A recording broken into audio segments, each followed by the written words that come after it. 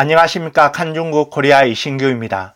우크라이나는 최근 영국에서 제공한 고속 휴대용 방공 미사일 시스템인 스타스트릭을 배치해 전쟁 초기부터 놀라운 능력을 보였습니다.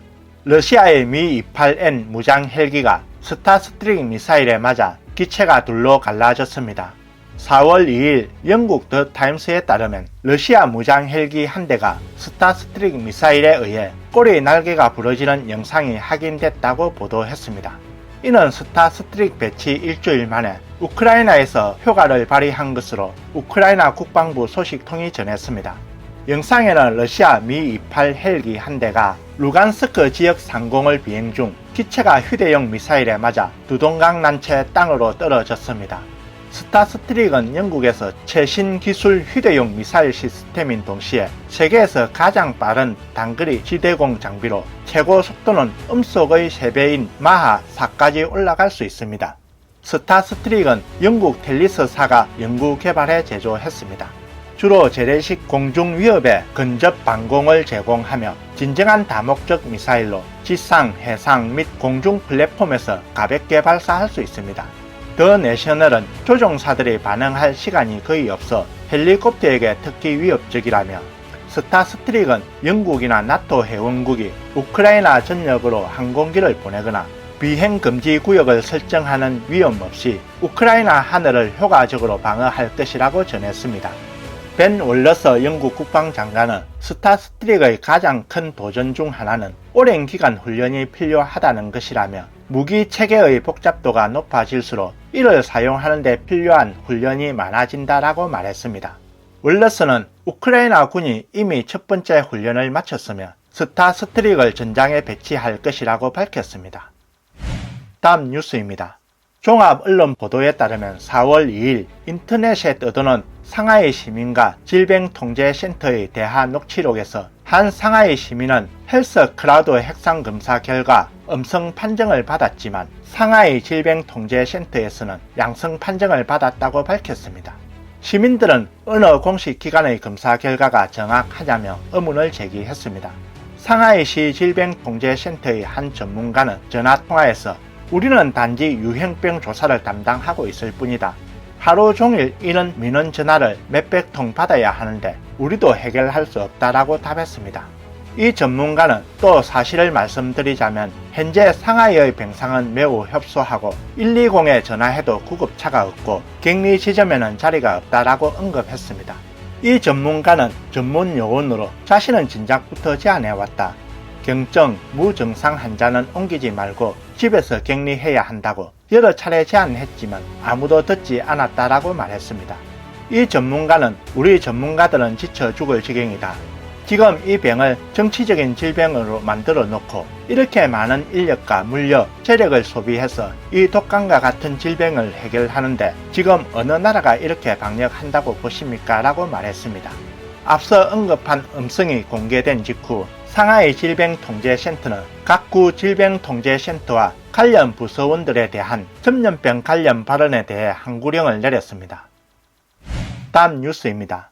2월 24일 러시아의 우크라이나 침공 이후 베이징은 여러 차례 평화를 선언하며 중립 유지 입장을 강조했지만 관영 매체의 우크라이나에 대한 냉소적 여론을 보면 중공은 러시아의 우크라이나 침공을 공식적으로 지지하고 있음을 알 수 있습니다. 최근 해외 사람들은 트위터에서 중공의 터무니없는 발언을 여러 나라 언어로 번역하여 전 세계에 퍼뜨리는 대번역 운동을 벌이고 있습니다.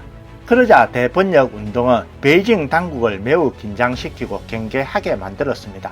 중국어와 영어를 아는 사용자들이 중공 관영 매체 CCTV, 신화통신, 인민일보, 한국15의 내용과 러시아와 우크라이나 전쟁에서 러시아를 지지하는 익명의 중국 네티즌에 대한 논의를 영어로 번역한 뒤 원문과 영문 번역본을 사진으로 나란히 게시했습니다.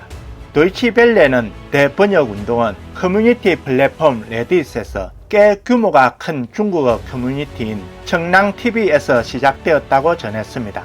한편 청랑TV는 지난 2월 16일부터 우크라이나와 러시아에 대한 많은 화제가 있었는데 2월 24일 러시아의 우크라이나 침공 이후 중국 네티즌들은 우크라이나 여자들을 수용하겠다 등의 가장된 발언을 잇따라 번역했습니다.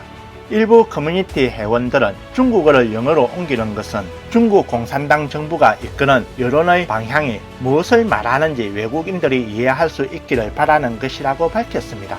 하지만 레딧은 지난 3월 2일 타인의 사생활이 노출된다는 이유로 청량TV를 해체했습니다.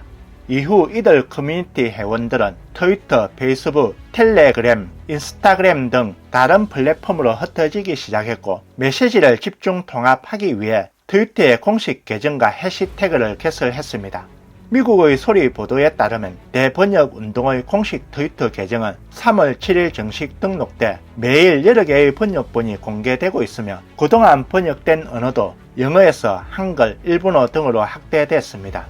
현재 누적 팔로워 수는 7만 7천 명에 이르렀습니다. 대번역운동 계정 대변인은 우리의 목적은 외국 자유세계에 중공의 대외 선전에 의해 은폐된 중국의 실상을 폭로하고 중국인의 자기 생각이 없고 명령에 대한 무조건적인 복종, 개인의 가치에 대한 판단, 권리 포기의 악을 비판하며 중국 파시스트 세력이 대두하는 것을 막고 문명세계에 중공의 내부 고발자 역할을 하는 것이라고 말했습니다. 그는 또 대번역운동은 해외 세력의 지원을 전혀 받지 않은 채 수많은 자원봉사자들이 무상으로 자신의 시간을 할애하고 있다고 밝혔습니다. 대번역운동의 목적은 중국인에 대한 부정적인 감정을 조장하는 것이 아니라 중공의 선전기계, 언론 통제 조치, 파행적 교육 시스템, 그들의 보호와 방임 아래 아무런 자기 통제가 없는 민족주의자들을 겨냥한 것입니다. 대번역운동의 출현으로 베이징 당국은 매우 긴장하고 경계하고 있습니다. 최신 뉴스에 따르면 대번역운동에 대한 긍정적인 댓글은 웨이보뿐만 아니라 트위터에서도 이례적으로 차단되고 있습니다. 이에 대해 베테랑 언론인이자 1인 미디어 세계의 갈림길 진행자인 탕하오는 과거 다국적 시민 저항 운동의 살상력과 영향력은 중공의 허위를 들추기에 충분하다며 중공은 이제 두려움을 느껴 어떻게든 봉쇄할 것이다 라고 말했습니다. 그러나 가장 중요한 것은 트위터도 페이스북을 따라 악행을 저지르고 중공과 협력해 언론의 자유를 막고 진실을 막을 것인가? 그렇다면 트위터도 중국 공산당과 연결돼 자신의 미래를 막는 셈이다. 신중히 생각하기 바란다 라고 말했습니다.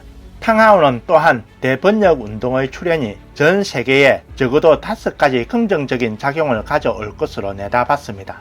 첫째, 중공의 가면을 쓴 가짜 외교 폭로.